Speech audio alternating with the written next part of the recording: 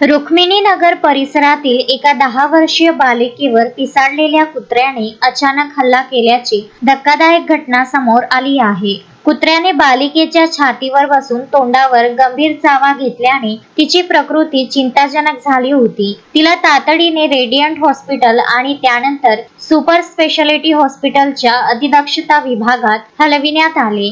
घटनेची माहिती मिळताच महानगरपालिकेचे वैद्यकीय आरोग्य अधिकारी डॉक्टर विशाल काळे यांनी तात्काळ दखल घेतली। साथरोग अधिकारी डॉक्टर रुपेश खडसे यांनी सुपर स्पेशालिटी हॉस्पिटलला भेट देऊन बालिकेच्या उपचारांची पाहणी केली। यावेळी त्यांनी तिच्या आई वडिलांशी संवाद साधून त्यांना धीर दिला। बालिकेवर डॉक्टर सागर भुतळा यांच्या देखरेखीखाली योग्य उपचार सुरू असून तिला सर्वतोपरी सहकार्य करण्याचे आश्वासन आरोग्य विभागाने दिले आहे। दरम्यान संबंधित पिसाळलेल्या कुत्र्याला पशुसंवर्धन विभागाने ताब्यात घेतले आहे।